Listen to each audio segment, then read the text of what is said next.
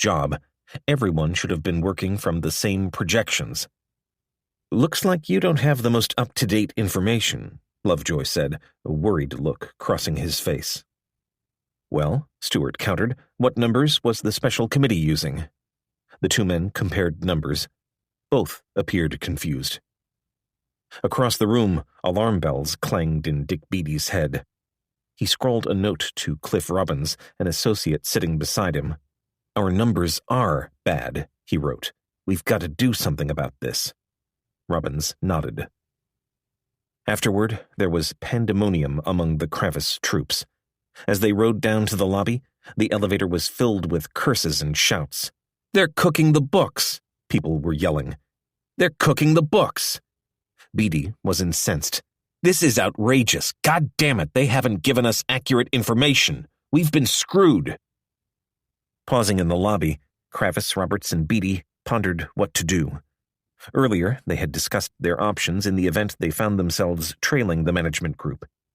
Their problem getting information, however bothersome, was their ace in the hole. It gave them grounds for a protest. If Kohlberg-Kravis hadn't been given accurate information, the auction had been flawed. If so, they had to stop the process before it went too far. Beatty returned to his office across from Grand Central Station, dictated a short letter, and sent it off immediately to Peter Atkins. It read, in part, "We learned from John Mullen and Bob Lovejoy that we may have received inaccurate information from the management of RJR with respect to certain financial aspects. If so, it may be that we will want to discuss our offer with you in light of any new or more accurate information we receive." The pleasant words masked a sharp message. Not long after, an irritated Atkins phoned Beatty. A warning from Henry Kravis was not something he could ignore. He was equally irritated that Beatty's protest would be a black mark on the auction's otherwise spotless record. "I wish you had spoken to me and not written this down," Atkins told Beatty. "I take this very seriously." For the moment, though, Atkins wasn't willing to pass any new information to Kohlberg-Kravis. The investment bankers, Lovejoy and Mullen, replied to Beatty's letter with one of their own, suggesting, strangely, Beatty thought, that there was no problem with the information flow. Confused and angry, the Kravis troops could do little but await the board's decision. Later that afternoon, Beatty took a second call from Atkins. "Dick," he said, "we won't need you tonight. You can let your troops go home." Fear rose in Beatty's throat. "Are you giving the same message to the other side?" "Yes, I am." Beatty relaxed. A little. Peter Cohen's troops had gone through a similar grilling that morning at Skadden Arps. A trio of committee advisors, led by Ira Harris, pelted his people with questions aimed at establishing the exact value of the group's securities. As the meeting wound down, Luis Rinaldini of Lazard asked Tom Hill for copies of the group's cash flow projections. The projections, Rinaldini suggested, could be invaluable in valuing the securities. "No way," Hill said. The projections were the management group's secret weapon, the very heart of Johnson's value to them. "Why not?" Rinaldini wondered. "We regard our projections as proprietary," Hill said. "What's to prevent you from giving them to KKR?" "Come on," Rinaldini said. Jim Maher woke Saturday with few illusions about his chances of success.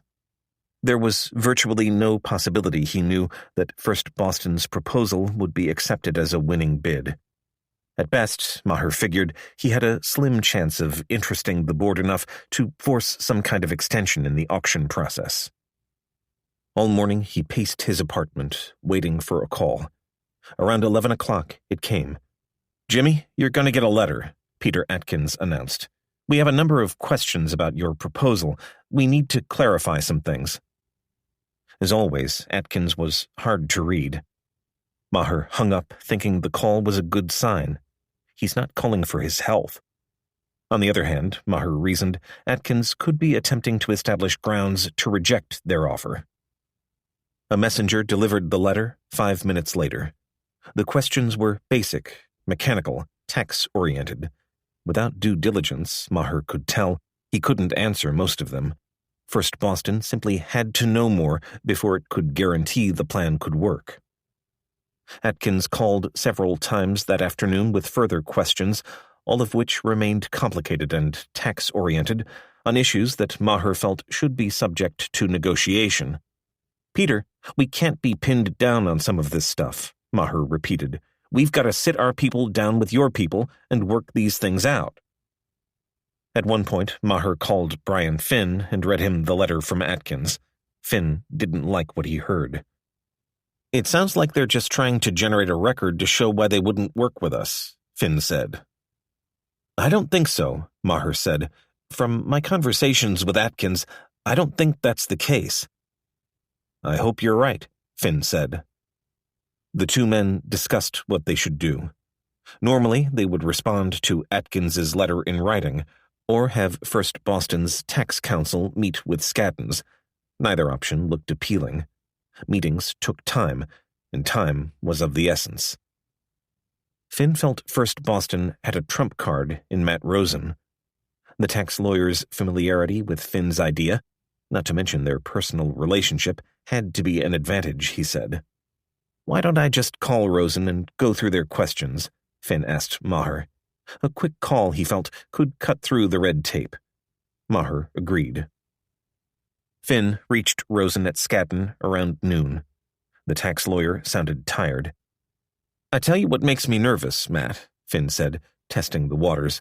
"It looks like you're setting up a record to show why we didn't get the job."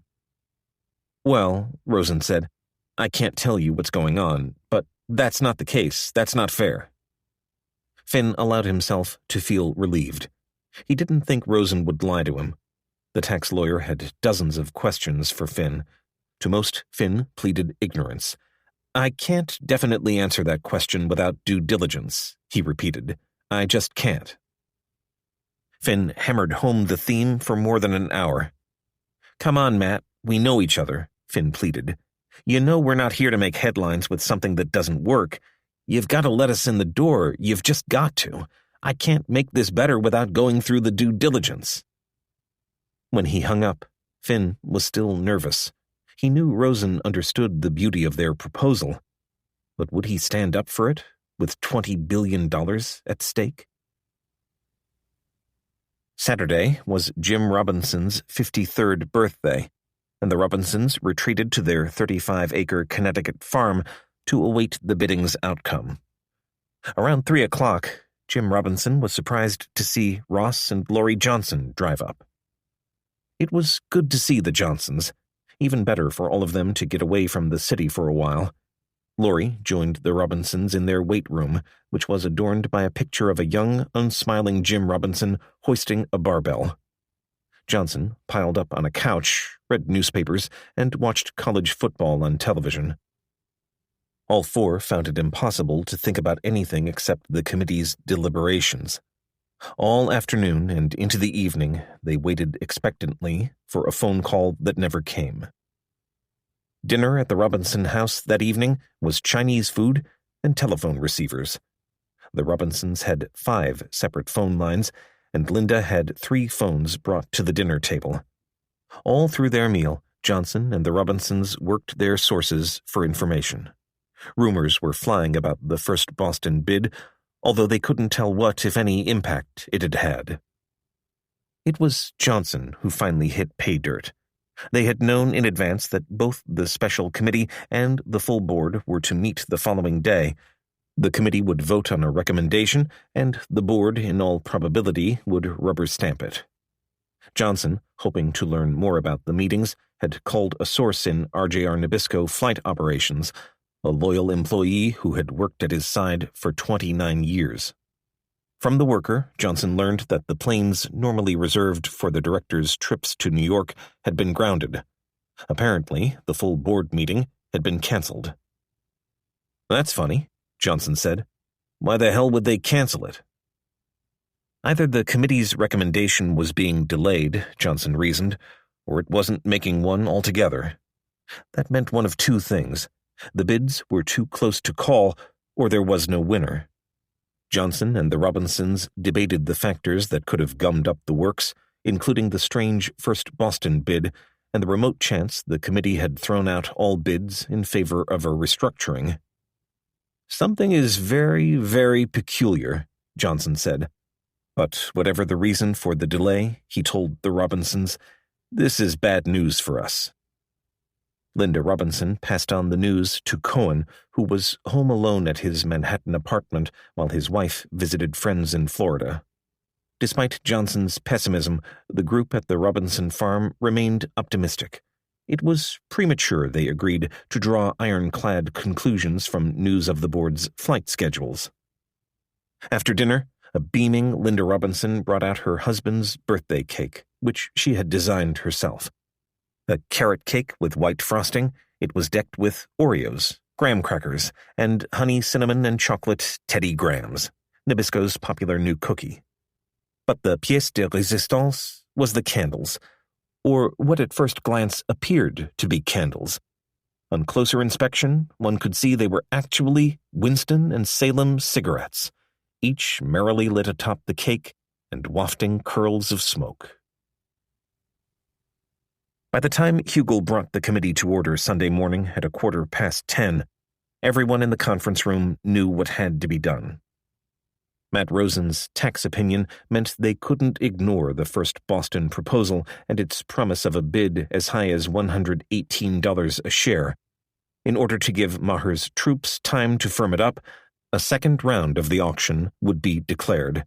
All bids, including the management group's winning $100 offer, would be thrown out. Atkins and Mitchell had made the final decision Saturday afternoon after Rosen's conversation with Finn. Not everyone was happy about it. Fritz Hobbs of Dillon Reed thought Maher's proposal was harebrained and said so.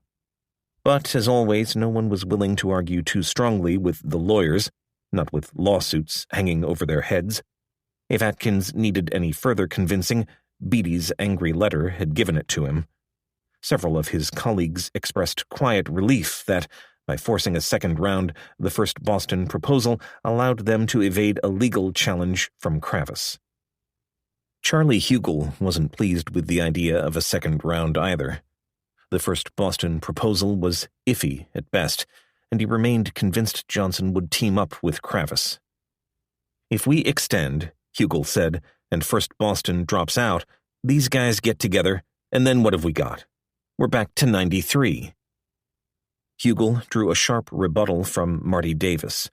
It was in the board's best interest to draw this contest out, Davis argued. Make the bidders sweat, drive them into a competitive frenzy, buy time to work on the restructuring option. The issue had already touched off one conflict between the two men. Davis was furious Thursday afternoon when he saw a statement from Hugel on the Reuters Financial Wire to the effect that the Friday bidding deadline was firm and there would be no extensions. Davis immediately dialed Hugel. "What the hell is this about on Reuters?" he stormed, then read him the item. "That isn't our view, that isn't right." "I didn't say that," Hugel maintained. Davis didn't believe him. He thought Hugel was a babe in the woods or a pawn for Johnson, maybe both. Marty Davis was assuredly neither. He was now a leading special committee hawk, advocating whatever it took to get top dollar and cutting no slack for the management group. He had been prepared to argue that Beatty's letter alone was grounds to extend the auction. The directors agreed without much debate. Extending the auction was a risk they would have to take. Rosen was trotted out to give an explanation of the tax factors. The matter of his friendship with Brian Finn wasn't mentioned. Hugel and the other directors questioned Rosen thoroughly, but, in the end, went along with his advice. No matter how much they wanted to get this over with, it looked as if they weren't yet finished. Before adjourning at 1 o'clock, Atkins left the room to see how much time Maher would need. By Saturday evening, Maher had relaxed. From the tone of Atkins's questions, he could tell First Boston had somehow gotten its foot in the door. He wasn't surprised when Atkins called again Sunday morning. "The board is prepared to give you a crack at this, if you're ready," Atkins said. "Are you prepared to dedicate the resources here, Jim?" he asked. "And how much time would you need?" Maher wanted 2 weeks, but knew he couldn't get it. Atkins suggested extending the bidding deadline to a week from Monday, just 8 days away. Maher, mindful that the upcoming Thanksgiving holiday might make it difficult to get funding commitments, suggested a 10-day extension instead. Okay, Atkins said. Tuesday, November 29th at 5 o'clock it would be. When he put down the receiver, Maher smiled and thought to himself, I'll show you, Mickey Mouse. On Sunday morning, Jerry Seslow was reading the Sunday papers at his Long Island home, trying to take his mind off the goings-on at Skadden Arps. A driving rainstorm outside made him glad to stay in. The phone rang. It was Scott Lindsay, one of Maher's aides. Peter Atkins wants you to come in and sign a confidentiality agreement. We've got our foot in the door. Exultant, Seslow wasted no time in climbing into his BMW 325IL and plunging into the flooded streets. An hour later, he met Brian Finn at Skadden Arps, where he found Atkins's mood matched the stormy weather. The lawyer was downright hostile. Seslow felt he was being blamed for having to extend the auction and complicating Atkins's mission. It was evident Atkins was dead tired and wanted to go home. He must have been up 72 hours straight, Seslow thought. In a corner, Atkins's assistant, Mike Gizang, looked like a rag doll. All right, you're in the deal now, Atkins lectured. We're taking you seriously, okay? What we don't want to see is another Forceman Little. They made a lot of noise but never came to the table. We're counting on you, by letting you in, to be real. Seslow nodded. They would be real. Sign this. Atkins put a confidentiality agreement before Seslow. I can't sign anything without a lawyer reviewing it first, the accountant said. Fine, Atkins said abruptly. I'm leaving. I can't sign, Seslow protested. I can't. You have to sign. Seslow pleaded to be permitted to fax a copy of the agreement to Pritzker's lawyer, Hank Handelsman, in Chicago. Atkins made it clear he should hurry. Soon, Handelsman was on the phone, requesting changes in the document. Seslow, eyeing a stern-faced Atkins, cut him off. Hank, let's talk real world here, he said. We either sign this right now, or we go home. No, Hank, now. You've got 3 seconds. Peter Atkins is standing right here. We have to sign. By noon, a group had gathered at Kravis's offices. There was nothing to do but wait. Most of the bankers and lawyers assembled in a conference room and cheered on the New York Jets in a game against Buffalo. Someone made popcorn and passed it around. Peter Ackerman of Drexel, who had returned to New York shortly after landing in Los Angeles, stepped out and brought back an armload of books. Kravis spent the day pacing his office.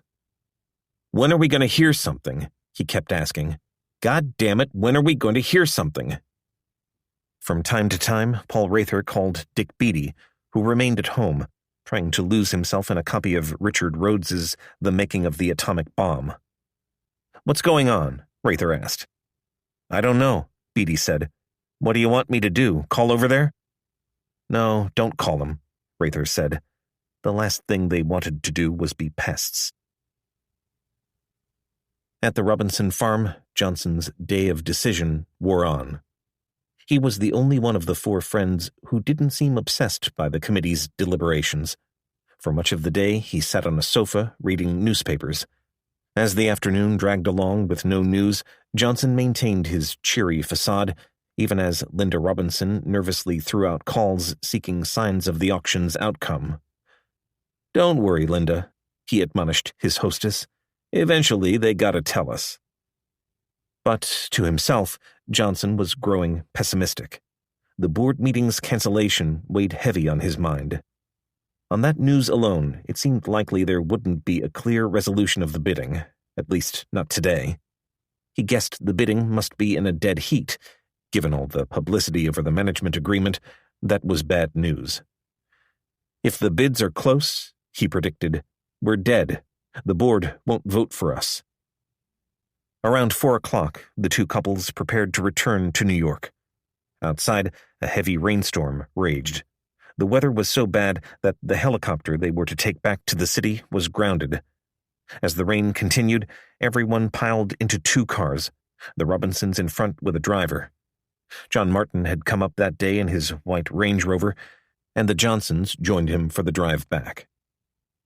The tiny caravan made slow progress as the weather brought traffic to a crawl on the Hutchinson Parkway. In the lead car, Linda clutched a cellular phone to her ear, still plying her sources. As the cars crossed the New York state line, the phone bleated. It was a reporter with a copy of a press release about to be issued by the committee. Linda Robinson listened with growing incredulity as she was read the release. Minutes later, she put the phone down and turned to her husband. "You're never going to believe this." For 15 minutes, Linda Robinson tried in vain to call the phone in Martin's Range Rover, but the driving storm fouled communications. Finally, just past Mamaroneck, she got through. Shouts of anguish erupted within the Range Rover. "We've been robbed," Martin yelled. "We've been robbed." In the blink of an eye, Johnson saw all hope for victory evaporate. "That's it," he quietly told his wife. "Goodbye." Linda Robinson passed the news on to a second newspaper reporter, who quickly relayed it to Dick Beatty at the lawyer's home. Beatty listened with surprise as he learned Kohlberg-Kravis had finished 3rd in what was supposed to be a 2-horse race. "Son of a bitch!" he exclaimed. As the reporter finished, Beatty heard the telltale click of another caller on his call waiting. Hanging up, he took the second line and interrupted Peter Atkins before he could say a word. "Peter," he said, "let me tell you what you're about to tell me." He ticked off the 3 bids and the new deadline. For the first time in a month, Beatty heard Atkins lose his composure. "Holy shit," Atkins said. "How did you get that?" Beatty just laughed. After dropping off their belongings, Johnson and the Robinsons joined the rest of the management group, which had gathered at Jack Nussbaum's law firm, Wilkie, Farr, and Gallagher. There, they found a crowd of furious Solomon investment bankers. The sausages were raging at their former colleague Ira Harris, who they blamed for bringing in the First Boston Pritzker Group and snatching their victory. "That fat fucker," people were saying. "He's out to fuck us. He's just trying to fuck us." Jim Robinson, his usual statesman-like self, attempted to calm the heated rhetoric. Nussbaum tried to put an optimistic spin on events. "Well, obviously we're in a good position," the Shearson lawyer said. "The First Boston thing will fall through, and we'll still be in the lead." "I don't believe it," Johnson said. "They now know our maximum bid. They know where we are." No, Johnson told the group. This indicated something far more sinister at work among the board members. "Under no circumstances is the management group going to get this bid," he predicted. "It's absolutely clear." Johnson was ready to give up and go home. "We always have the option to just not bid again," he told the group. "Fuck 'em. We've done our part. We played honest with these guys. Fuck it. We're getting pilloried, pissed on, and every other goddamn thing. Let's just leave. Let them explain that to the shareholders." It was hyperbole. But as he listened to Johnson, Peter Cohen feared he was right. For the first time, Cohen began to realize what a liability Johnson had become. Maybe the directors really wouldn't give the company to him. "Ross," John Goodfriend asked, "do you think that board is really against you?" "Well, the relationship only goes so far," Johnson said. The threat of lawsuits tended to spoil even the best friendships. "They're not against me," he explained. "They're for themselves. It's a pretty big damn difference." At 9 West, Kravis didn't know whether to kick himself or shout hallelujah. By all rights, they should have lost. Johnson and Cohen had simply blown them away. Not in his wildest dreams had Kravis expected the management group to jump to $100 a share. His anger, however, quickly gave way to relief as the significance of First Boston's long-shot bid sank in. "God," Kravis said, We just got another life. That afternoon, he and Roberts scrambled to learn more details of the First Boston offer. It was a shocker. Where the hell did these guys come from? Kravis wondered aloud. At first, they couldn't understand what Maher was up to. Then, as details of the bid dribbled in, Kravis saw how flimsy it was. He couldn't believe the board had seen fit to give Maher a chance. In his judgment, there was no way First Boston could complete its plan by year-end. No way. Still, it had happened, and for that, Kravis would be eternally grateful. He called Rome and, in a voice filled with relief, told her, "At least we're alive." Late that afternoon, Kravis, Roberts, and Beatty gathered in Kravis's office to ponder their next move. On the face of it, they agreed, they were in a rotten position. "Hold on a minute," Roberts said. He had been giving their plight some thought and wasn't so sure third place was that bad. In fact, Roberts said, we're exactly where we want to be. His statement was met with questioning glances. "Look," he said, "let's just lay low. We'll put out the word we don't know what we're going to do. It's the truth. There's no reason to say we're really going after this deal. Let's let the world know we may not be there." "You're right," Kravis said, catching on. "The last thing we need to do is go out and beat the tom-toms, especially if we're not going to bid again." It made perfect sense. If they were coming back strong in the second round, why let on? And on the remote chance they backed out, why not save themselves some embarrassment? Roberts smiled as the outlines of a plan formed in his mind. He had the perfect venue from which to launch their little misinformation campaign, Wasserstein and their leak-prone investment bankers. "I think," he said, "we ought to put on a real show for Bruce." The first step was a press release. "We must carefully consider our alternatives," the firm announced Sunday evening, "in light of new information we will be receiving before reaching any judgment on what further steps, if any, we might take." When Kravis arrived home, he appeared tired and depressed, and talked about giving up the fight. Carolyn Rome, a woman who believed in female intuition, searched her husband's face for signs of his true feelings. Did he mean it? Could he really be serious about letting the biggest prey of his life get away? It just wasn't like Kravis to scuttle off with his tail between his legs. Underneath the weary words, she sensed a new resolve in her husband. No, Rome decided, there was no way he was letting this one get away twice. She gave it more thought, and finally, she was sure of it. Henry Kravis had a plan. Chapter 16. An eerie stillness descended over Wall Street as the bidders began their post-mortems Monday morning. The financial markets calmed. The investment bankers slowed. Behind closed doors, Wall Street's vast takeover machine had ground to a halt. The reason was simple. The commercial banks, poised to commit nearly $15 billion or more to the eventual victor of the RJR Nabisco auction, had all but stopped work on every other takeover until their decks were cleared. Most deals were put on hold, as all eyes turned to RJR Nabisco. The information-starved arbitrageurs, flush against their trading limits, could do little but wait and watch.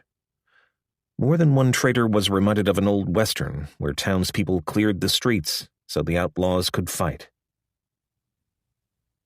"Mickey Mouse," Jim Maher announced with a smile, "has just become Mighty Mouse."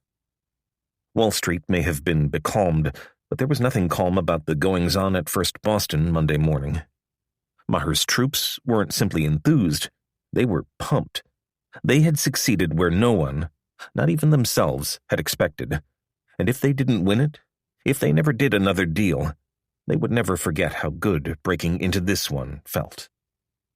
By 8 o'clock, Maher's top aides had gathered in his glass-walled office to congratulate themselves and prepare for what promised to be a rigorous week ahead.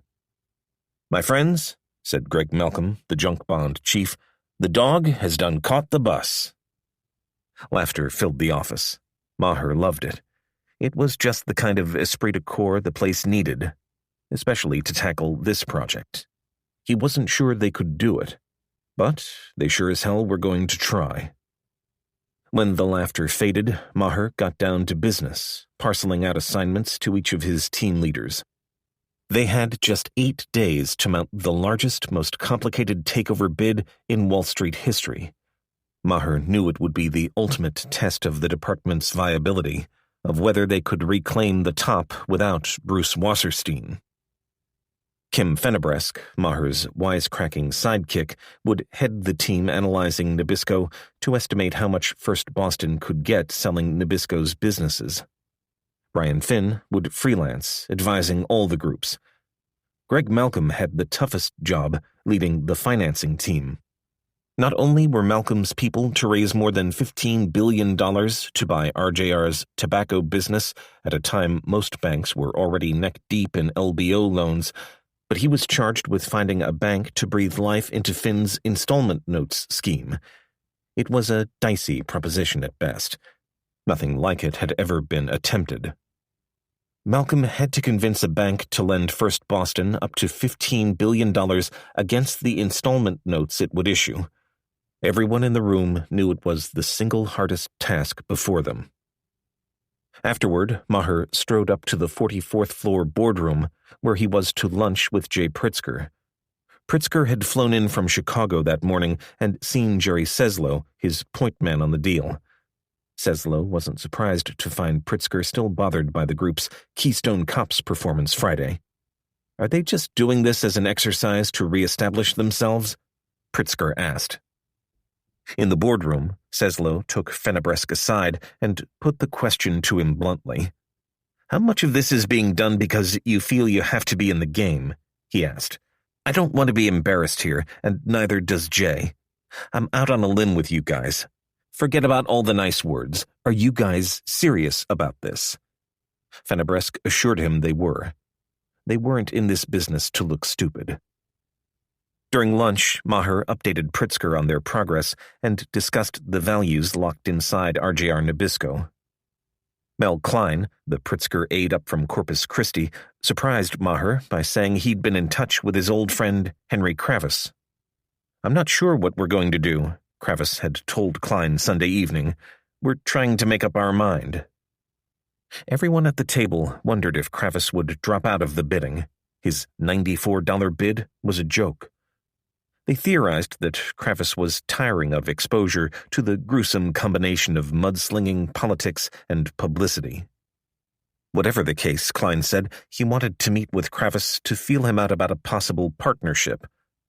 "Listen," Pritzker told Maher, "we're not going to do anything you don't want us to do. We just think we ought to talk with him." Maher agreed. He would be more than happy. Thrilled, in fact, to split $25 billion of turf with Kravis. "Hey, we want to make an investment here," Maher told Pritzker. "I've got no problem with that. Don't worry about our position." Pritzker had one other message. He wanted the Pritzker name kept out of the headlines. From here on out, he said, chopping the table with his hand for emphasis, the group must always be identified as the First Boston Group. No one could tell whether the request was made out of altruism or fear of humiliation. Monday found Johnson in a foul mood. "We got the shaft, Charlie," he complained to Hugel that day. "It's obvious to everybody." "I really feel badly about it, Ross," Hugel said, "but there was nothing we could do about it. It had to be done this way. I just think we got the shaft." "That's what the lawyers told us to do," Hugel said. "We could not turn down an offer potentially worth 110 a share." Nothing Hugel could say would soothe Johnson's simmering anger. The longer he stewed, the worse he felt. He had been cheated by his own board, people he considered his own friends. Steve Goldstone had been right. They weren't his friends anymore. He hadn't wanted to believe it then, and he didn't want to believe it now. But, down deep, Johnson knew it was true. He had lost his own board's support. McAmer, he could understand. He'd long had it in for Johnson. But Marty Davis? From what Johnson heard, Davis had turned the farthest against him. Bill Anderson? Albert Butler? Johnson had taken to calling them the Pseudo-Independent Committee. They all had become captives of their Wall Street handlers, particularly Atkins, the taciturn lawyer Johnson had taken to calling Laughing Boy. Of them all, Ira Harris's behavior hurt the worst. Johnson heard that Harris was bad-mouthing him on golf tees across the country. He had known Harris for 15 years. It stung. By Tuesday, Johnson was ready to give up 1 minute and wring the board's collective neck the next. In one black moment, he told Lori to begin cleaning out their company-owned apartment. Together they sorted through their belongings, earmarking some to be moved to Atlanta, some to the Colorado house, some to Florida. There was little to be done to prepare for the second round. Johnson had been amazed by the $100 number and couldn't fathom going any higher. "Whatever we do the second time," he told Jim Robinson, "it certainly can't be much in excess of what we were looking at the first time around. You may want to mix it up a little bit, change the cash component, but in no case should we go much beyond where we are." Tuesday afternoon, the pendulum of Johnson's mood swung again. He summoned Goldstone to 9 West with an idea for dealing with the board. "Tell him if we don't get a definitive agreement, we're walking," Johnson said. "All the heat's been put on us. Why don't we put some heat on them? We're not using the power we have as a bidder. They're writing all the rules. Why don't we write some rules?" Goldstone knew it was too late to play hardball. The auction was too public. The game had gone too far. He held off calling Atkins, and the next day managed to talk Johnson out of doing anything rash. Wednesday afternoon, Johnson packed his bags and boarded his Gulfstream jet for a Florida Thanksgiving. As the dust settled, the spies came out. Monday morning, Dick Beatty talked with Bob Millard, the Shearson trader. The two friends had kept up their back-channel dialogue for almost 5 weeks. Millard was as valuable an intelligence asset as Beatty had. The trader served as Beatty's, and thus Kravis's, best read on Peter Cohen. That morning, Beatty sounded as downbeat as Millard had ever heard him. "Congratulations," the lawyer said. "You guys sure had the best bid." The conversation immediately turned to the First Boston Miracle bid. "The First Boston thing is clearly a sham," Beatty said. "We thought about that transaction, and it doesn't work. It's a bunch of bullshit." Millard wondered aloud what Kravis's next move might be. Beatty said he didn't know, and then volunteered to share insights on First Boston's tax strategy. "We know a lot about that transaction," Beatty said. "If we can be helpful on that, we will." Millard was struck by the offer, and by Beatty's tone. He sounded beaten. It sounded as if Kravis was all but out of the bidding. Millard ventured a suggestion. "Why don't you call Peter and congratulate him?" he said. "Just call him. I know he'd love to talk to you." A conversation with Cohen, Millard figured, might be invaluable. Cohen returned Beatty's call that afternoon from his limousine, which was speeding toward JFK International Airport. He was due in Brussels the next day for a board meeting of Carlo de Benedetti's Société Générale de Belgique. "That bid was a winner, Peter," Beatty said. "I gotta tell you, nice job. Terrific." "Yeah, well, thanks. What do you think of the First Boston thing?" "It's crazy. It won't work. We've gone through the analysis ourselves. We're looking at it in another deal right now. They can't do it. Not by the end of the year, no way." "That's what we think, too," Cohen said. "We really got screwed. What are you guys doing?" "Oh, I don't know," Beatty said. "Everybody around here's pretty depressed. I don't know what we're going to do about this second round thing. We may not do anything. We're all going to take off for the holiday, I think. George is going back to San Francisco. I think Henry's going skiing." "Yeah," Cohen said. "I'm going to take a couple of days off, but probably not till next weekend. I think Karen and I are going to go out to East Hampton. I got to get out of here. I'm really tired." After hanging up, Beatty looked at the phone a minute. He hadn't lied. He hadn't intentionally misled Cohen. It was true. Kravis didn't know what he was going to do. On the other hand, he sensed no skepticism from Cohen. If Cohen got the impression Kravis was out of the bidding, well, so be it. Dick Beatty couldn't know it would be the last civil conversation he and Peter Cohen would have for a very long time. To the public, the bidding for RJR Nabisco seemed frenzied, the emergence of a third bidding group transforming it into a wide-open race. But in the subdued hallways and offices of Lazard Frere and Dillon Reed, there was no such enthusiasm. To the board's advisors, the first Boston bid was hardly good news. Few among them had any confidence that Maher's troops would come back in 8 days with a concrete proposal. Far more worrisome was the poor showing by Kravis. His $94 bid left everyone scratching their heads. What could have gotten into them? Was Kravis trying to lose?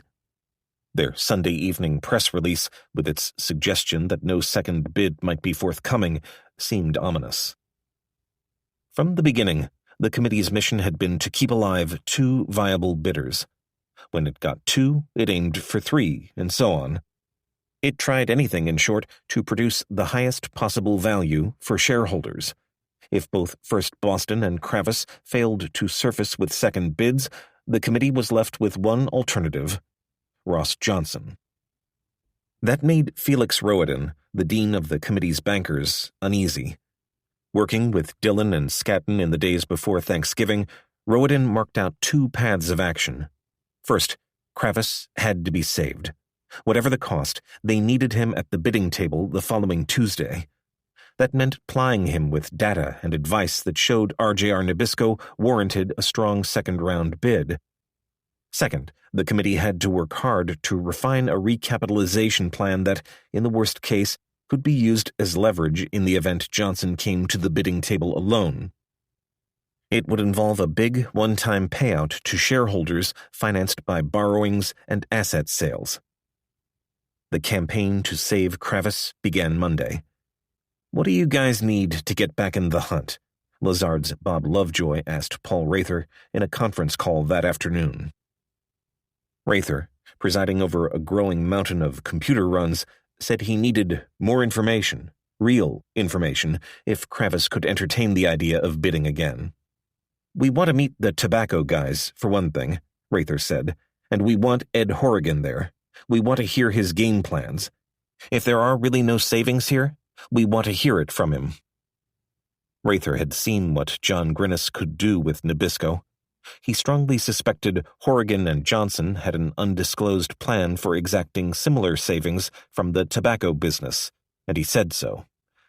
"Look," Lovejoy said, "if there's some master plan, we don't know about it. If there is, they're lying to us. They've sworn up and down they don't have one." Monday night, Lovejoy led a procession to Kohlberg-Kravis's offices to meet with Rather and Scott Stewart.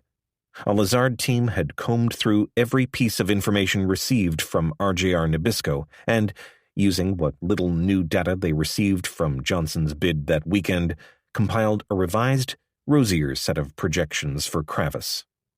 Now the Lazard bankers bore in, making sure Kravis got the message that there was more inside Johnson's company than met the eye.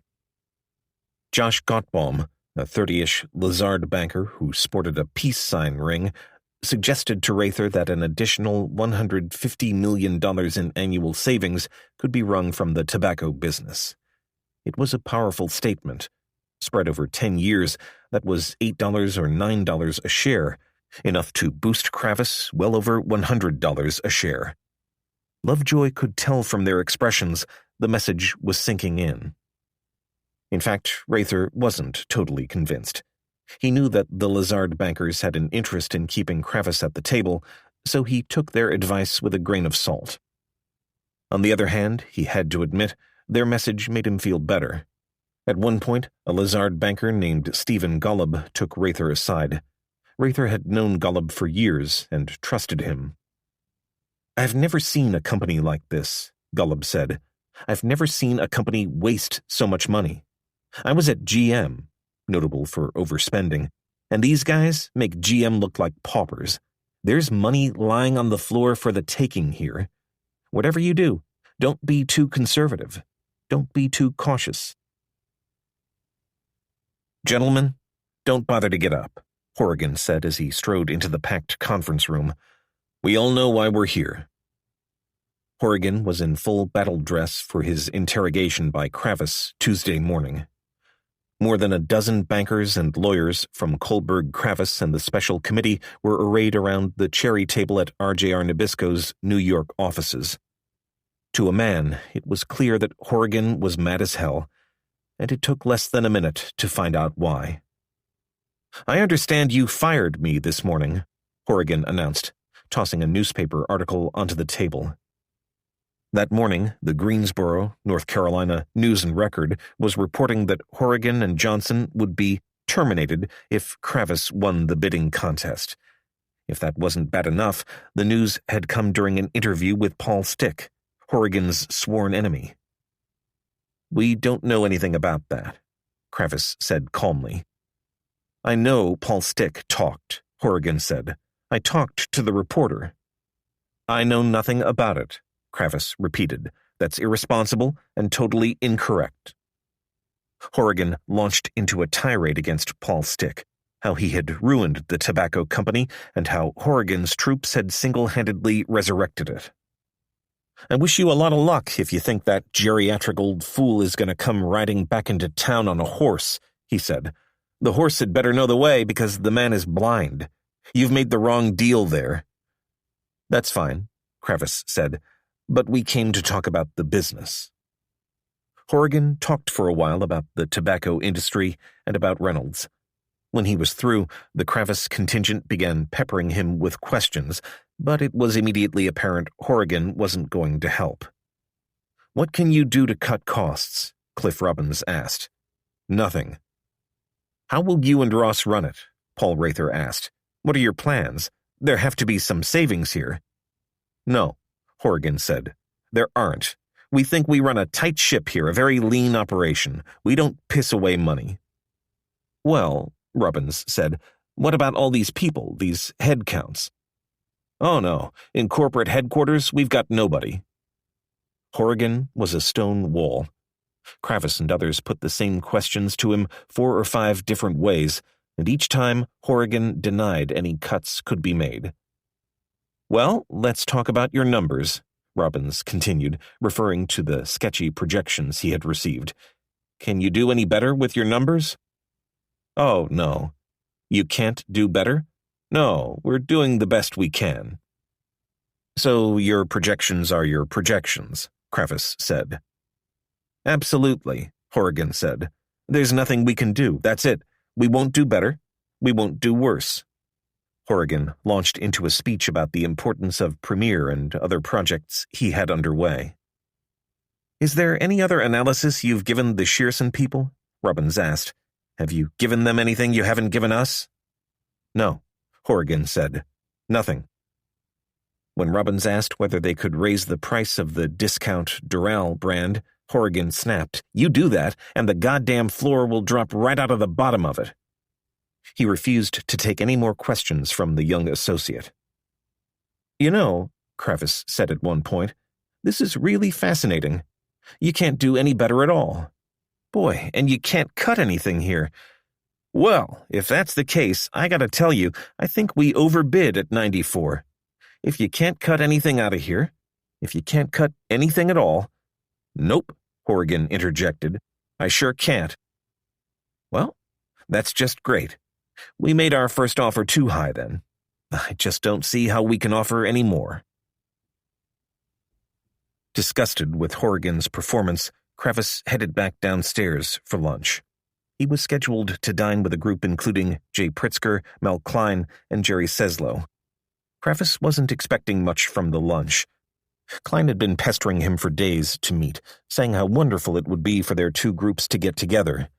Fat chance, Kravis thought, although he wagered a meeting might be helpful to gauge how seriously to take Maher's strange effort. Over spaghetti, Mel Klein talked in glowing terms about RJR Nabisco and its cash flows. He talked for a while about First Boston's tax strategy and how they hoped it would work. The only way to improve their effort, Klein suggested, was if the Pritzkers could team up with Henry Kravis. "What about First Boston?" Kravis asked. "They'll be happy whatever happens," Klein said. "Fine," Kravis said. "On what basis would you like to work?" "We'll just be partners," Klein said. 50-50. Kravis shook his head. "That's never going to happen. If we even have an interest, which I don't think we do, it would be for you to have less than 25%. You guys could make an investment with us, but we're going to run the thing and be in control." "No," Pritzker said. "That's never going to work. We just don't have any interest in that." It was clear there was little room for compromise.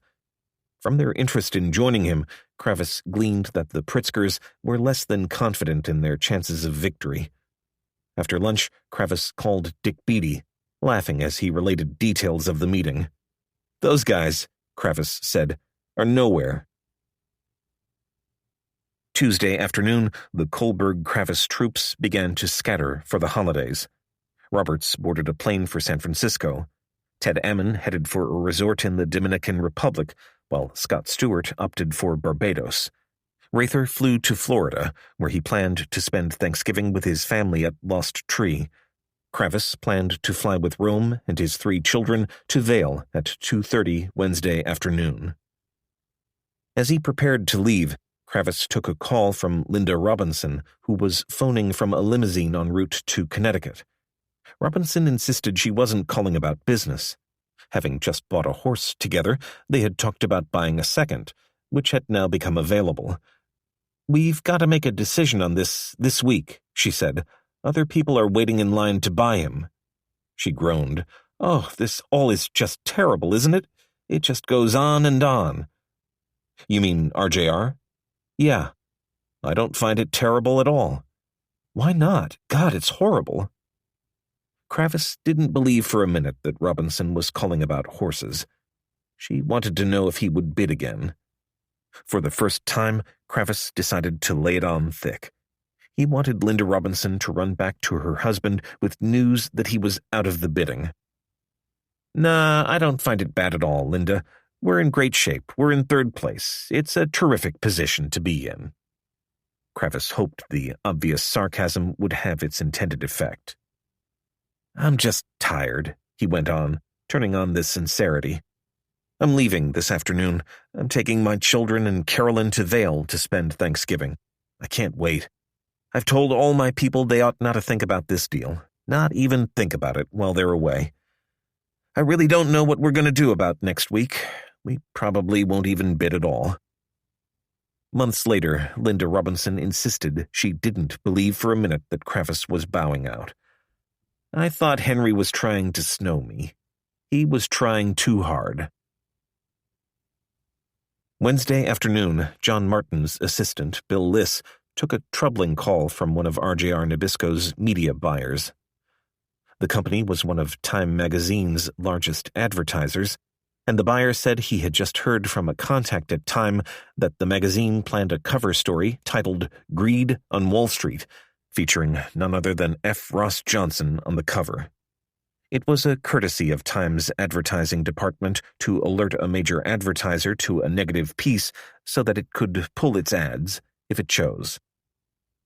Liss called John Martin, who relayed the news to Linda Robinson. All 3 were worried. A hard-hitting Time cover was all they needed, with bids due in less than a week.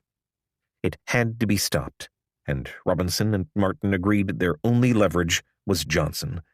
Every major news organization wanted an interview with him, and so far all had been declined. The 2 instructed Liss to use the prospect of an exclusive Johnson interview as a bargaining chip with Time. Maybe, just maybe, they could keep Johnson off the cover. Liss was in a difficult position. Since the formation of the special committee, he had become its official spokesman with media around the world. But Liss was a Johnson loyalist, and when Martin gave him orders, he went fervently to bat for Johnson with Time. At Robinson and Martin's direction, Liss called Time's Atlanta bureau chief, Joe Kane, Wednesday night, offering an exclusive interview with Johnson if the magazine would take him off its cover. Kane demurred, saying it wasn't his decision.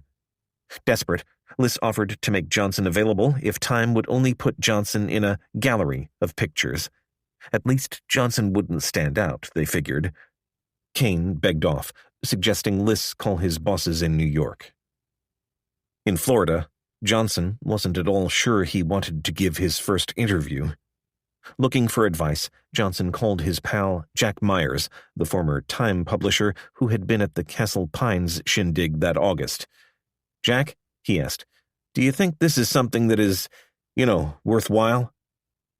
Myers found out that the story's writer was a veteran Time correspondent named Frederick Ungeheuer, and he suggested Johnson go ahead with the interview. "Ross, I guess I don't see any downside here," Myers said. Johnson was already taking a beating. How could it be worse? Johnson agreed. "You know me," Johnson said. "I'll give him the straight story." Ungeheuer was flown to Jupiter for an interview Friday morning. Martin and Linda Robinson coached Johnson at length beforehand. No flip remarks, stress shareholder value, expect tough questions on the management agreement. The night before, Robinson had relayed news of the interview to Peter Cohen, who was immediately alarmed. Cohen had returned from Brussels, he had slept all the way to Europe, and had spent Thanksgiving puttering in his garden. Like Steve Goldstone, he was worried what the unpredictable Johnson might say, but Robinson assured him Johnson had been well coached. The next morning, Johnson met Ungeheuer at the Jupiter Hilton, and the Time correspondent found RJR Nabisco's president his usual breezy self. Afterward, Ungeheuer dashed off to write his story. The magazine was due on newsstands the following Monday, and Linda Robinson called to ask Johnson how it went. "Goddamn if I know," he said. "Journalists are journalists. They'll take out of it what they want to take out of it." After spending the holiday with his family, Maher was back in his office at First Boston Friday morning. Most of his teams had stayed through Thanksgiving, their feasts consisting of pressed turkey dinners in styrofoam containers from a nearby delicatessen. The place looked like a fraternity house on Sunday morning. Pizza boxes and nearly empty cartons of Chinese food were strewn about. A dozen pencils jutted crazily from the ceiling, no doubt a product of some late-night brainstorming session. The Nabisco team was making headway, thanks to the appearance 3 days earlier of John Grinnis. Grinnis, after guiding Kravis through the company, was now blazing the same trails for First Boston. Kim Fennebresque had become the Nabisco chief's shadow. Fennebresque thought so much of Grinnis, he suggested hiring him to run the company if they won. Grinnis demurred. They could cross that bridge later. Tylee Wilson also joined the ragtag First Boston team. He and Smith Bagley had met with Fennebresque Tuesday morning. Bagley was mulling an offer to become an investor in the group. First Boston thought he might lend some name value, while Wilson was mulling an offer to be named CEO in waiting. Bagley declined. Wilson enlisted. He attacked the mounds of RJR documents that had been delivered to First Boston. He interpreted numbers, cautioned on pitfalls, searched for an edge. Wilson was delighted to finally join the battle, although he had deep doubts about First Boston's chances. Fennebresque was delighted to get Tylee Wilson's credibility, although he had deep doubts about the man. Wilson basically wanted to ride back into Winston-Salem in a blaze of glory, Fennebresque would later say. What he wanted from us was a cure for retired CEO-itis. Tylee Wilson did have his limitations. When it came to lobbying directors, he could only turn to 2 remaining friends on the board, John Medlin and John Clendenin. "Could you get word to Hugel that these people are for real?" Wilson asked. "They've got an interesting concept. I think it's remote that it will work, but it's a hell of a lot more than is currently on the table." When First Boston was cleared to interview some tobacco executives, they asked Wilson to come along. "No way," he said. "If I walk through that door, those people are going to clam right up. Do you think they could go back to Horrigan and say they'd told Tylee Wilson anything?" Despite some progress, Maher was deeply worried. None of their preparation mattered if Greg Malcolm's bank team couldn't obtain the funding for Finn's monetization proposal, and Malcolm was clearly having trouble. So far, every major bank had thumbed its nose at funding Finn's brainchild. With 3 major bidding groups, the banks were already spread pretty thin, and it was Thanksgiving to boot. Citibank had the gall to demand $5 million just to look at their plans. Things didn't look good. Not good at all. Maher retreated to his office to think. Maybe this was too much to pull off. Some deals, he knew, became watersheds in a Wall Street firm's life. He thought back on the takeovers that had advanced Wasserstein and Perella's careers, half-forgotten takeovers such as Carborundum and Pullman and Conoco. Getting those done had made First Boston what it was today, or at least what it was before everyone left. RJR Nabisco, he had hoped, would bring back that old glory, but now those hopes were fading fast. Maybe we ought to fold the tent, Maher thought. Cut your losses. The possibility of giving up made him wince. Humiliating wasn't a strong enough word for what that would feel like. All day, Maher silently fought his demons. Then, Friday afternoon, came a glimmer of hope. Greg Malcolm called, sounding excited. Chase Manhattan had agreed to look at the monetization proposal, Malcolm said, and from the tone of the guy's voice, we may really have a chance. Maher crossed his fingers. Friday afternoon, Johnson squeezed in a round of golf and afterward suggested to Laurie that they invite John Grinnis and his wife over for dinner. The Grinnises were spending Thanksgiving at the Breakers in Palm Beach. Johnson sensed his protégé's concern about Nabisco's future and wanted to assure him that he would be taken care of. It's been tough for the kid, Johnson told Laurie. Grinnis, who continued to talk daily with Fennebresque while in Florida, arrived at Johnson's condo at 7:30. He was petrified. The 2 men hadn't talked at any length for 2 weeks, and Grinnis dreaded Johnson's questioning what he had been up to.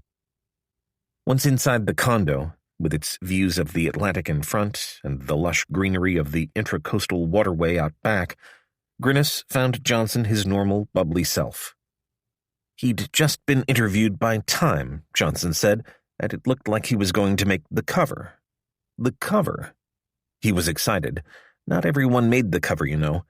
I'm not as bad as Khomeini, Johnson joked, but he made it. Johnson, as usual, monopolized the conversation. Afterward, he sat Grinnis down and talked to him about the incredible opportunities he faced now that Nabisco was going to be sold. Listen, even if we take a little less, a little bit of a haircut, I want to make sure Nabisco gets in with the appropriate company, Johnson said. It'll give you and your guys a chance to be top banana. Why, Johnson and the Standard Brands Mafia had done it twice already. What an opportunity. Grinnis nodded a lot. I'm convinced I can do something that makes a hell of a lot of sense for you, Johnson said. For your people, John, you're far, far ahead, because there's many more paths of progress as part of a Kraft, a Philip Morris, a Nestle's, a Unilever, whoever it might be. Because they sure as hell don't have the skills you have at Nabisco. Nabisco and Reynolds and Del Monte just didn't belong together, Johnson said. They had nothing in common, no synergy, no flow of ideas or people back and forth. It just made sense to break them up. You understand, don't you, Johnny? Grinnis nodded again, which Johnson took as agreement. As the night wore on, Johnson talked to Grinnis as if he were a member of the management team, confiding his innermost concerns about the upcoming bid. $100 a share was a hell of a bid, Johnson said. Don't know if we can boost it. I've really got my doubts, Johnny, he said. I don't know if we can go this high. They want a lot of cash. My biggest problem will be to try and hold my investors to the 100 number. A short-term trader like John Goodfriend, you know, his attitude is, the other guy is at 94, why the hell should I come in at 100 again? Why shouldn't we come in at 97 or 98? Even so, Johnson made it clear he wasn't considering any bid much over $100 a share. From a financial point of view, it just didn't make any sense. "Hell, we coughed up our goddamn toenails the first time around," he said. "I haven't seen anything that's changed in the last 10 days to enable us to bid any more." When the time came to leave, long past midnight, Grinnis was immensely relieved. Not once, in more than 5 hours of conversation, had Johnson asked Grinnis how he had been spending his time. Later, the only words Johnson could remember Grinnis uttering all evening were these: "Ross, I just pray you get it." On Friday, Paul Rather, whose eagerness for the bidding was mounting daily, reached George Roberts at his home, hoping to gauge Roberts's own enthusiasm for the second round. "Gee, I don't know," Roberts said. "I'm trying to clear my mind of all this. I'm sick of talking about it." "Have you talked to Henry?" "No, we're intentionally not talking to each other." Roberts was a problem, Rather knew. He never had completely shared the rest of the firm's ardor for RJR Nabisco. He seemed to pride himself on being the governor on Kravis's engine. But in the battle for RJR Nabisco, Roberts had kept their speed so low they had finished last. Rather was worried whether Roberts would even make it to the starting line for the final round. "I'm telling you, George, we can bid as high as the 105 range and still get good returns," Rather said. But Roberts was being cagey. Rather couldn't tell whether his message had any effect. Kravis stretched his arms and took a deep breath of the cool Colorado air. It was good to be away from the rigors of wrestling with Ross Johnson.